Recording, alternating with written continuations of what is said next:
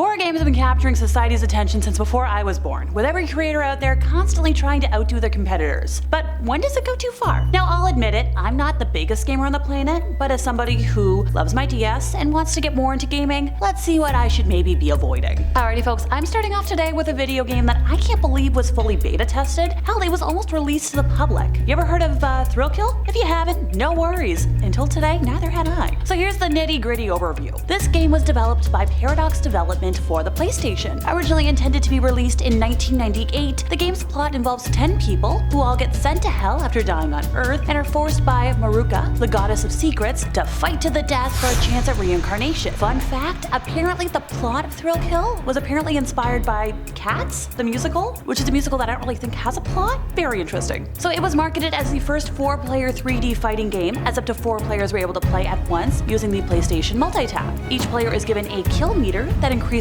with each successful attack, which once filled, executes a gory finishing move called a Thrill Kill. And hey, that all sounds pretty tame, right? So why did this game get one of the first ever adults-only ratings from the Entertainment Software Ratings Board? Alright, let's look at the list of characters maybe. Oddball, an FBI behavioral analyst who became a serial killer. He still wears a straitjacket in hell and can't use his arms, so he primarily uses kicks and headbutts to attack, and can also use breakdancing to fight. Okay, that's not too bad. Then there's Kane, an arsonist who got trapped inside a building he was set on fire and was burned alive. His attacks have the widest reach in the game, and he can also shoot fire out of his backside. Okay, that's a nifty skill to have. I don't see what's so bad about that. Then there's the Imp, a short leather daddy with a hatred for all tall people who died after amputating his legs and sticking stilts in them, which he uses as weapons. Okay, that's a little weird. Dr. Faustus, a plastic surgeon who killed and purposely disfigured his patients and died from infection after affixing a bear trap to his face. His weapon is a scalpel, and he also attacks using his metal mouth. I can see where the Saw franchise might have drawn inspiration. Oh, here we go. There's Cletus, a people eater who sold home-style sausages made from human remains and died due to a tapeworm infection from one of his victims. He fights using a red-soaked detached leg and can also bite his opponents. Are there any girl characters? Yeah, sure. There's Belladonna, a librarian who became a professional schmexual dominating woman and killed both her husband and sister after discovering they were having an affair. She died after electrocuting herself with a cattle prod, which is now her in-game weapon. Okay, I think I'm gonna stop while I'm ahead. I think I'm starting to get the idea of why this game never officially got released. Moves in the game were given names such as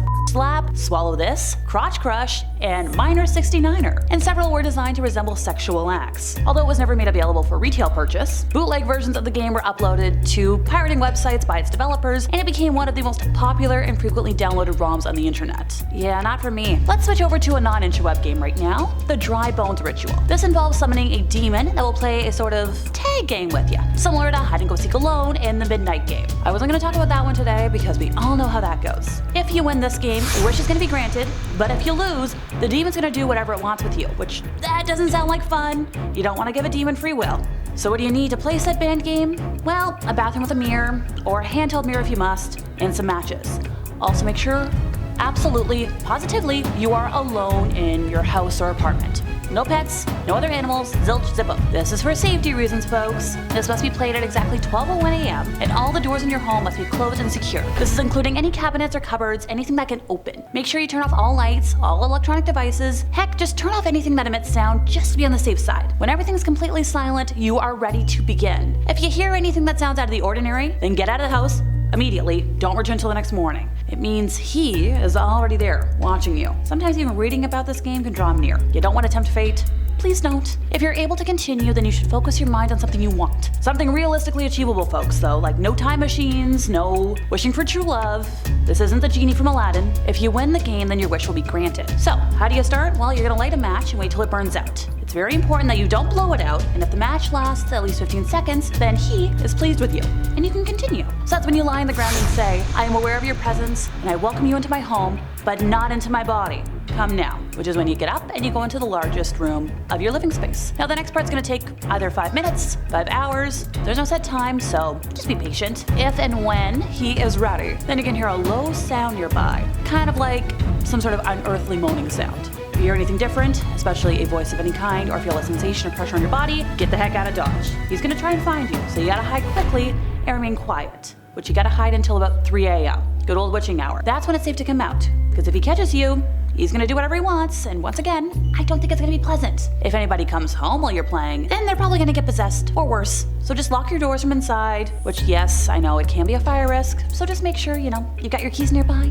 Now if you've successfully lasted until 3 a.m., then you're good. Come out of hiding and say, thank you for playing, but please leave now, you are no longer welcome. You're likely to hear some sort of noise of acknowledgement and then end of the game. If you don't hear a noise, then repeat, he is no longer welcome, the game is over. Sometimes it takes a minute for him to be like, okay, fine, out I go. If you win, then you will get your prize soon after. Some folks say that it was waiting for them the next morning when they wake up. But one last warning, your wish shouldn't bring any harm to anybody. Please don't make that deal with an unknown entity, because then he might decide it's not worthy. Look, at the end of the day, you shouldn't be playing this at all. It is banned, I don't recommend it, but I firmly stand by if you're going to, I would at least like to make sure you're safe and tell you how to do it safely. I don't want anybody getting hurt because of me. Next up, we've got another non-video game, and it's scarily titled Devil Face. So similar to our last game, this is another one that should be played alone, which is why I would personally recommend against it, but if you must, I'll explain safely. All you need for this one is to have a bathroom with a door, a mirror, 12 candles, and something to light the candles with. Alrighty folks, step 1, just before midnight, lock yourself in the bathroom, turn off the lights. Then you're gonna stand in front of the mirror and light the 12 black candles. After that, you close your eyes and keep them closed until the clock strikes midnight. Then you can open your eyes, and that's when you're gonna see the face of the devil in the mirror. But playing this game is said to be far from safe, and once again, please don't do it. In Spain, there's a well-known legend about a young adult who tried to see the face of the devil using this game and suffered horrible consequences. So,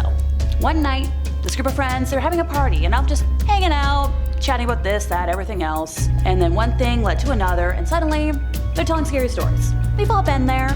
I do it all the time. Even though most of the stories were pretty entertaining, there was one tale that caused some concern for some of the guests at the party.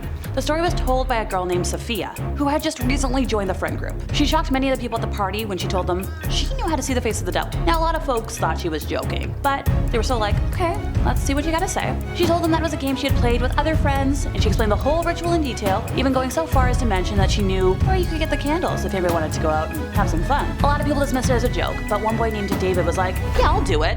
He was probably just trying to, impress the girls, but as soon as he said he would do it, everybody was like, okay, come on, let's have fun. Some of the girls tried to talk him out of it, while some of the boys went out to buy the black candles and were like, yeah, all right, bet. By nightfall, they had everything they needed to attempt the ritual. So David went into the bathroom and the others set up the black candles in front of the mirror for him. A few minutes before midnight, they filed out, left him alone. He closed the door behind them. They all heard him turn the key in the lock. So everybody's just waiting outside the door, just okay, what's gonna happen? And then they heard the clock strike 12. After the chimes of the clock died out, there was only silence. They heard nothing. They were expecting a scream or something, but just nothing. So they thought okay, bad joke, ha ha ha. They were pretty disappointed, so they banged on the door of the bathroom being okay, David, come on out. But once again, they heard nothing. Now some folks began to get worried and they were like, oh crap, what happened to David? Thankfully, there was a crowbar somewhere in the home, so they were prying at the lock and eventually gave way and the door swung open. Granted, what they saw inside was pretty distressing. David was lying on the ground and clutching at his chest, and a strong smell of sulfur was in the air. So somebody called 911, and thankfully the doctors who treated David were like, yeah, this guy suffered a stroke. The entire left side of his body was paralyzed and he was unable to speak. He never recovered from the stroke and never regained his ability to speak. So today, he's still confined to a wheelchair, only able to mumble incoherently. So tell me, after all that, does this sound like a game that anybody still wants to play? Alrighty, back to the video games we go with none other than Harvester. So this is a 1996 point-and-click adventure game known for its violent content, cult following, and examination of violence. Players take on the role of Steve Mason, an 18-year-old man who awakens in a Midwestern town in 1953 with no memory of who he is and a vague sense that he doesn't belong. Over the course of the next week, he is coerced or manipulated into performing a series of seemingly mundane tasks with increasingly violent consequences at the behest of the Order of the Harvest Moon, a cult-like organization which seems to dominate the town and promises to reveal the truth about Steve and his presence in Harvest. Now, this game has been banned in Germany due to high-impact gory violence, and quite possibly the most gruesome scene has been removed from the game in the UK and the Australian release. The scene in question? Oh, just a depiction of a mother being consumed by her own offspring. As you do. That's pretty casual, right? Yeah, not for me. Okie dokie, after all the people eating I've mentioned today, I think I'll end our list with something not so gory if you don't mind. I'd like to sleep at some point tonight. Miriam stands apart as a digital phantom, an interactive horror that intertwines with reality. The game probes pretty deep, asking personal questions, blurring the lines between the game's world and your own. It's a journey through the life of a girl with a ghostly gift, but it's the intrusion into players' lives that casts the longest shadow. The United Arab Emirates and Oman saw through the game's guise, banning this game for its potential to exploit personal data. The game's eerie knack for using real-life information to manipulate players sparked quite the wave of concern, leading to a stern warning from Dubai's police force. The game's real-world implications were too perilous to ignore, marking it as a digital curiosity best left unexplored. So while you're not really gonna get like nightmares from the content in the game, you might wind up telling it more than you want to, which doesn't sound like a fun time to me. And that brings us to the end of our time, and I feel like I'll be talking about Thrill Kill for the next millennium. I've been Alexa, the resident ooky spooky girly, and hey, if you enjoyed my ramblings today, could you help us out by giving this video a like, subscribing if you aren't already, hit the bell for more horror content from us here at Top 5 Scary Videos, and I'll see y'all next time, you lovely spooky people.